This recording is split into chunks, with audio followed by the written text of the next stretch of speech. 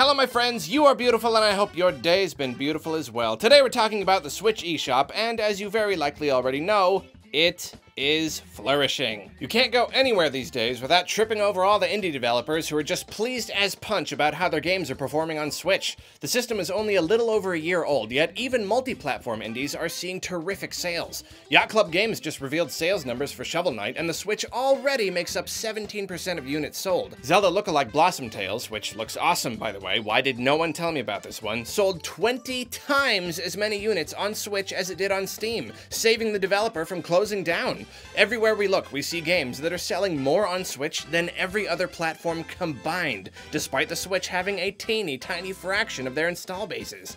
I mean, there are 37 million Xbox One owners out there, 77 million PS4 owners, and well over 100 million Steam users. There's obviously plenty of overlap, but that's still a heck of a lot more than the Switch's rapidly growing yet still relatively tiny 16 or 17 million, whatever it's at right now.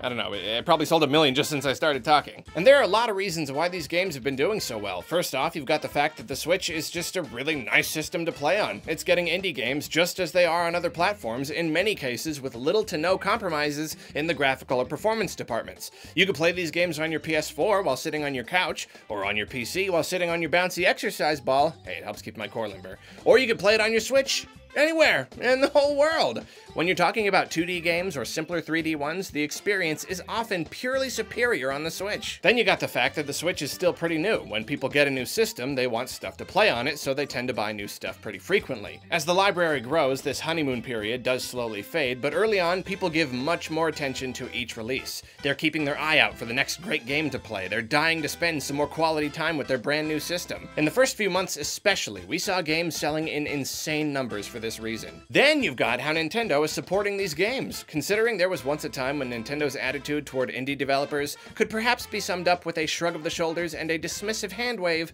the fact that now they're devoting regular presentations to them and they've even given them their own cute name is huge. Fans are so hungry for direct style presentations announcing new games that they tune into these Nindies showcases in big numbers, and that amounts to a lot of exposure for the titles that make it in the presentations. But perhaps the biggest reason indie games are doing so well on Switch? If you look at all those other platforms, Steam especially, there are just too many games releasing too fast all the time, and there doesn't seem to be any semblance of quality control. Good games can get lost in the torrent of broken, low-quality asset flips dumping onto the marketplace. Again, Steam is really the guiltiest party as far as this goes. It used to be the launching point for indie gems, the place everyone went to get their games seen. But now, unless you've got a huge marketing budget or you just happen to strike a chord in the community before your game releases, good luck getting it seen by anyone. I used the term asset flip. Have you heard of that one before? This is what we're dealing with on Steam right now. When designing a game, instead of creating all their own assets, people can just buy pre-made stuff from places like the Unity store. Buildings, trees, enemies, entire gameplay elements, anything. These stores and a lot of game creation programs also offer sample games. These combine various purchasable assets into a working game world so you can see how they work. A lot of people will take these sample games and release them as is, trying to pass them off as their own work. Sometimes they'll release the same thing 10 or 20 times with slightly different names, or they'll make very slight changes to the assets and release them that way. This leads to a river of garbagey and often unplayably broken quote-unquote games that make it nearly impossible to find anything good unless someone else has already plucked it out of the river, dried it off, and shown it to you. Horrific stuff. But of course, asset flips are only one example of games being bad. There are many reasons a game can be bad, and we see these bad games everywhere we go. Sometimes they're the result of a lazy developer just wanting to get something on the store so they can maybe make a few bucks, and sometimes they're the result of a developer who just doesn't really know what they're doing yet, or maybe their budget was a little too limited. And on all these other platforms, these less than stellar games are a dime a dozen. The Switch though, when it launched, Nintendo was extremely selective about what titles made it to the eShop. This meant that whenever you dropped by to see what new games had come out, you knew that whatever you picked was most likely going to be of a certain level of quality. You probably weren't going to buy a game and find yourself playing shovelware. There also weren't too many games coming. They were letting them in a handful at a time to make sure customers weren't overwhelmed and individual titles weren't overlooked. This led to the extremely healthy marketplace that we've been observing, and I think healthy really is a good word for it. Steam feels like it's sick. It still pulls in boatloads of money from the few titles that rise to the top, I'm sure, but if it's no longer a platform where smaller developers can reliably go to sell their wares and build up their careers, then Valve is missing out on a lot of potential money, and Steam is not exactly a healthy platform. There could be a potential million seller getting drowned out by a new batch of asset flips at this very moment. PlayStation and Xbox certainly seem healthier than Steam is, but I can say from personal experience that sometimes it can still be hard to sort through everything to find something I'm interested in. And there are plenty of games that just never should have made it to their respective platforms at all. And don't get me wrong here, I'm not saying Nintendo is free of guilt in this department. The 3DS and Wii U eShops had their fair share of junk. That Switch eShop, though, it's been thriving. It's been running every day, doing weight training 3 or 4 times a week, and eating tons of vegetables. Healthy, healthy, healthy. But unfortunately, not all is exactly as it should be. The eShop is starting to skip leg day and slip some pizza back into its diet. Or something. I don't know, forget the analogy. Point is, we're starting to see something of a decline. It's like I said before, the longer the Switch is on the market, the more that game-hungry honeymoon phase will fade, and that's perfectly fine and normal. Plus, most people are in agreement that the shop needs something of an update. Right now, new and upcoming games are very visible, but after a week or two, most titles end up getting buried unless they come up for a sale or they're featured on the bestsellers list. It's nice in a way that the shop is so clean and straightforward, but it needs more timed themes and spotlights on older games and such beyond the little blips in the news menu, which I'd never want to use. But really, the main problem with the eShop is that Nintendo has been easing up on developers, letting in more games faster and not being so uptight when it comes to quality. They don't want the eShop to just be this elite club for those chosen few indies that are lucky enough to make it in. Naturally, they're reaching a point where the platform is so darn healthy that they want one and all to come jump in the pool. They want the Switch to be the place to play indie games. It just feels, to me at least, that they're getting a little too lax about what makes it to the shop. Things started to look a little worrisome last year when those first lower quality titles started rolling in. As we always see, some of these were lazy jobs done to make a quick buck, and some were games that were supposed to be good, I'm sure, but apparently that just didn't happen. For whatever reason, just bad games. Normally games like these wouldn't grab my attention, as they're to be expected in basically every case. But the eShop had been so carefully curated up to that point that the presence of this lower quality stuff made me uneasy. It was kind of like the ice had finally been broken, and I was pretty much right about that. Now, all the time, we're seeing more and more of this stuff. More and more, when I go to check out a game, I find myself looking at a few ugly screenshots, skimming through a description filled with glaring spelling and grammatical errors, and backing out with a grimace. It's the kind of stuff that you hope accidentally slipped into the approved box when the QA team was out to lunch. Then the quantity of games is also an issue. Recently, I've been surprised whenever I go to the upcoming tab and I find this big, long list of titles, the vast majority of which are coming in the next week or two. The number of titles released per month is growing and growing with no immediate signs of slowing down. I try to check the eShop pretty regularly, but even so, stuff is slipping under the radar. Like Blossom Tales. I'd never even heard of that game until I saw the articles about its sales. It's becoming a little overwhelming, and I imagine that with so much to choose from, each title is probably having a harder time gaining traction. Then that, coupled with the fact that they become invisible after they slip off the new releases page, which is of course something that happens faster and faster as more games come to the shop at a time, means that that reputation of a healthy eShop rich with opportunity for smaller developers that Nintendo has been building is starting to slip. And I must say again that a lot of this is to be expected. I doubt they ever planned on handcrafting the eShop library forever, and more titles potentially means more profit for them, and of course they're not obligated to be the quality police, making sure that nothing under a 7 Mars are pure and innocent little Switch screens. I just feel that it's very possible to become too easygoing about this stuff, and I feel like the eShop is getting a little too close to the edge of that quality cliff for comfort.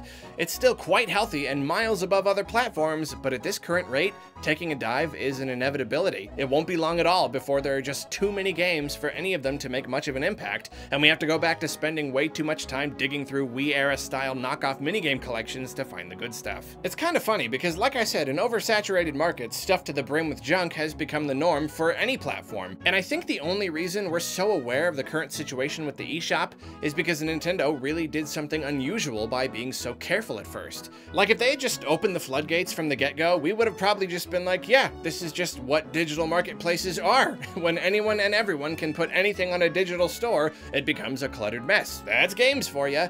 But Nintendo gave us a taste of a nicer, classier marketplace, where you could close your eyes, flick through the list, plop down your finger, and land on something great, or at the very least, pretty good. Now that I've seen what that can look like, I don't want to go back.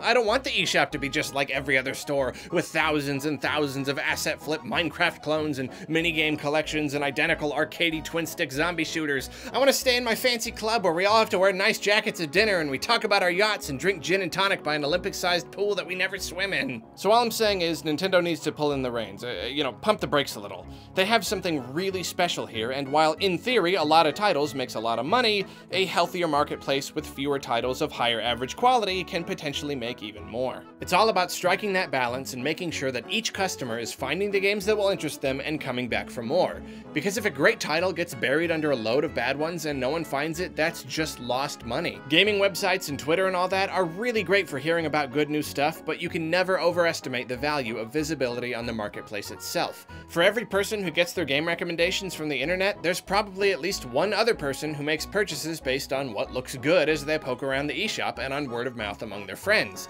Even I try to find out about good games before they show up on the store, but they're always slipping through the cracks, so visibility is key. And this is something that applies to all digital marketplaces and I believe is mostly up to each individual developer, so it's slightly off the subject, but still worth mentioning here.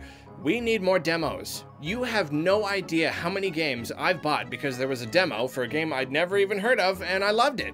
I know some people will try to claim that demos actually decrease a game's sales, but that's something we're going to talk about on another day. And right now, I'm just going to say that demos are great and we need more. But even if you're a dev or a publisher or whatever and you don't want to make a demo for your game, here's some advice. You need more info on your game on the store page. Every single game on the eShop needs to at least have a trailer and add some more screenshots while you're at it. Too many times I find myself looking at a game and reading its description, then losing interest when the 2 or 3 screenshots provided don't give me any real sense of what the game is. I shouldn't have to go look elsewhere for trailers and such. I'm way more likely to just move on and look at a different game. And while we're wishing for more, a rating system sure would be nice. Nintendo's had them on their other systems, so I see no reason why they can't have one here. It's a good way to actually filter out the junkier stuff. You can gauge very generally what most people think about a game. Before we wrap up this discussion though, I want to say one more thing about indie games. Sometimes people who call themselves developers pump out dozens of asset flips that should never be accepted onto any marketplace ever. But sometimes bad games come from well-meaning up-and-comers, and you might even think it's cruel of me to call these games bad. I'm sure I've been showing footage from some of the more notorious examples of low-quality eShop titles while talking about trashy stuff, and maybe you think I'm being a jerk. Maybe you yourself made one of these games. But here's the thing. There are so many games out there, and it's not always easy to tell if a game was made with good intentions or if someone just wanted to cheat gullible gamers out of a few bucks. We've all got to look at each game and simply judge it based on how fun it is to play. And while video games are an art form and the quality of a piece of art is largely subjective, there are elements of video games that can be judged a little more objectively thanks to the technical element of game design and great reliance on functionality. Some of these bad eShop games are glitchy or ugly, or they crash all the time, or they just don't work the way it seems like they're supposed to. I know the truth can hurt, but it is what it is. You might find someone who likes your game. You yourself might like your game. But people who play your game are gonna be honest about it. And if no one likes it, it's probably not very good. You know what though? I applaud you. I seriously applaud you, not only for creating a playable product, which is something I've only ever dreamed about because to me game design seems like rocket science, but for being brave enough to put it out there for people to play. I'm not joking when I say I'm terrified every single time I publish a video, because sharing your work with a wide audience makes you feel really vulnerable. But I'm just a dumb dude who blabs about video games at a camera. You created a functional video game. More importantly though, you are trying to build a career for yourself doing something you love, and that is always something to admire. If you released a game and people hated it, that absolutely does not mean that the work wasn't worth doing, or that no piece of your game worked well, or that you're not capable of making something better. No matter what the creative medium, we all start being terrible and move up from there. When I was younger, I made stuff that would make you cringe. You'd cringe so hard your face would fall off. I made videos that were awful. I wrote stuff that was awful. I drew pictures that were awful. The list goes on and on. But I've worked at it, and at least in the case of videos, I've gotten better. If you made a bad game, don't try to tell yourself that everyone was just wrong about it. Own that failure. Failure is what makes you grow the most. Identify each and every mistake so that you can learn from them, and identify each piece of your game that did work so you can expand on them. Build off of your work and make the next game better. Even the best game designers probably started making less than stellar prototypes. The only difference between you and them is that you had the means and the courage to publish yours. So to you I say, you are doing something awesome, and no matter what, you should keep at it. Did you know I did a video with Wood from Beatemups? He made a really excellent video on why he thinks there's no virtual console on the Switch yet, and I am in it, and I put a link to it in the description, so you should go watch it, especially because it's very relevant to all this eShop talk. And check out his other videos too, because he's a cool dude who makes cool videos. Anyway, thanks for watching, and cue Patreon shoutouts. This video was brought to you in part by my top patrons, those people up there who are really good at making sandwiches? Okay, what can I say? They can't all be winners. I mean, they're all winners. I mean, the jokes, not them. They're all winners. The jokes aren't always all winners.